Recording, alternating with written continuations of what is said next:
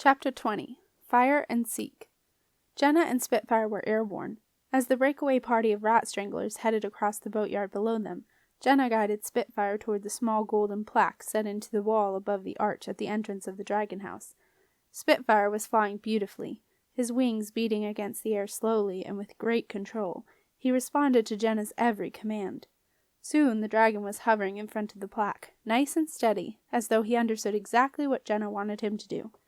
In front of him the disk of gold was dull in the chill, damp air, but below him the rat stranglers were now running single file between the two tall, massive ships. They were nearly to the dragon house. "Ignite!" Jenna yelled at the top of her voice. "Ignite! Ignite! Ignite!" Nothing happened.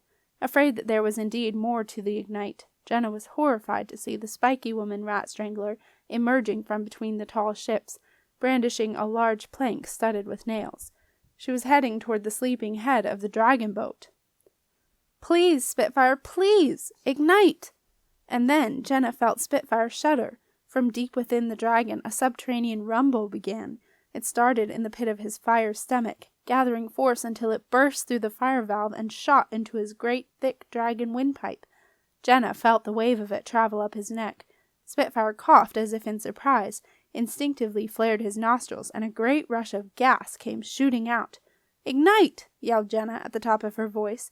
With a tremendous whoosh, the gas ignited.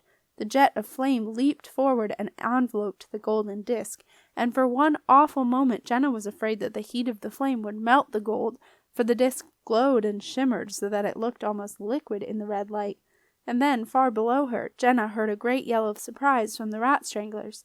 She glanced down to see if they had reached the dragon boat, and to her amazement all she could see was the great expanse of the stone of the castle wall. Spitfire had done it! The dragon house had disappeared as though it had never existed. Once again it was sealed behind the castle wall as it had ever been since the time of Hotep Ra. Jenna threw her arms round the dragon's neck. It was hot, almost too hot to touch, but she did not care. "Thank you, Spitfire, thank you! I will never, ever complain about cutting your toenails again, I promise."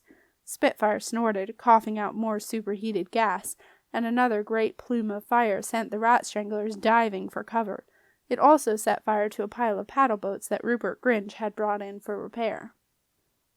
Jenna and Spitfire flew back to the collapsed trawler. Jenna guided Spitfire down beside the smashed-up remains of the boat, and keeping his wings outstretched for a quick take-off, the dragon waited for Wolfboy to take his place behind Jenna. "Excuse me, Your Majesty," came a familiar voice beside Jenna's left foot. "Could you budge up a bit? Then Donnie and I can squeeze in behind you." Jenna knew that voice. It always seemed to turn up when she least expected it. She looked down, and there, as she had guessed, was Stanley, ex-message rat, one-time secret rat. Current position, fugitive from the rat stranglers. "Come on then, Stanley, quickly, before the rat stranglers see you." Jenna leaned down to help Stanley up. "I'm not getting back on that thing," said the small fat rat who was with Stanley. "But Donnie, dear, it's our only hope." Suddenly the clamor of the rat stranglers changed. "She's over there," said the shrill voice of the spiky woman. "She did this. She should answer for it. Now!" Now, the chant began. Now! "They're coming this way," said Wolfboy. "Quick, Jenna. Leave the rats if they don't want to come. We've got to go." Jenna reached down to grab Stanley's paw. "Don't leave me, Stanley," wailed Donnie. She launched into a superb tackle and brought Stanley down by the ankles. "Donnie, let go!"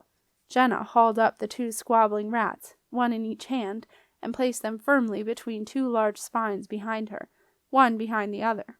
A moment later Spitfire was airborne, followed by a hail of trash-can lids and a nasty-looking plank with nails stuck in it.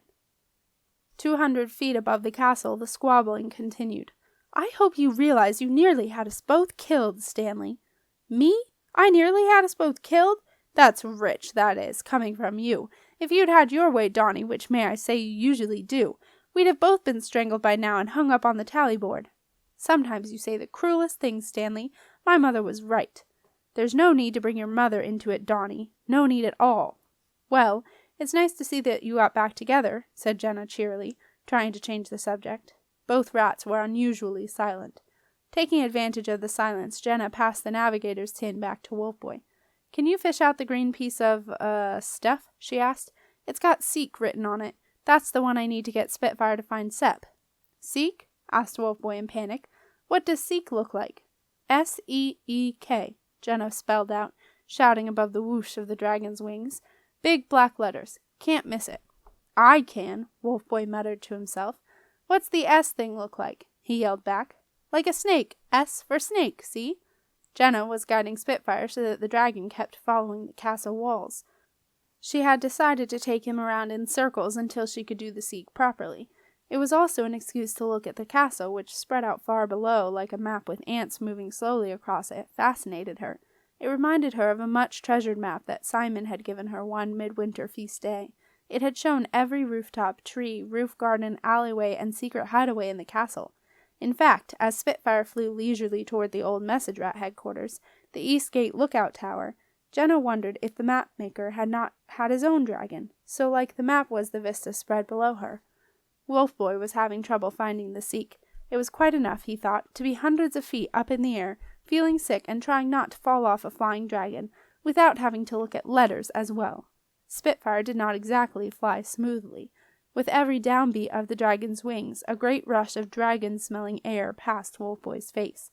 Then the dragon shot up in the air where he hung for a few seconds, until the upbeat of his wings. There was another rush of smelly underwing air, and then down he went again. These were not ideal conditions in which to look for a snaky kind of letter thingy. As he rifled through the toffee tin, trying not to lose any precious bits of dragon skin, something occurred to him that would explain his troubles finding the seek. But not all snakes begin with S, do they? He shouted forward to Jenna. I mean, there's python, and adder, and big green forest snake, and...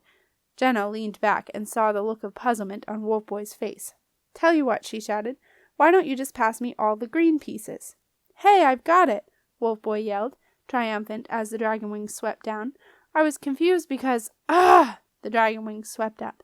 There are 2 snakes on this one, but none of the others... Ugh! The dragon wings swept down again. Have any snakes at all, so this must be it. Here. Oops! The wings swept up. You are. He passed Jenna a piece of crackly green leather. On the front of it was written, Seek and ye shall find. Great, said Jenna. With some difficulty, it was like reading on a roller coaster, and hanging on tight to the scrap of green dragon skin so that it did not blow away, she read out the words of the seek. Faithful dragon, seek the one whom you be imprinted on. Let this seek show in your mind the way to your imprinter. Find! At once Spitfire banked sharply to the right. Jenna was caught by surprise. She had taken both hands off Spitfire's spines while she read out the seek, and in one swift and terrifying movement she slipped from her place behind Spitfire's neck, grabbed at the spines she should have been holding on to, and missed. Jenna! Yelled Wolfboy. Jenna! There was no reply. Jenna was gone.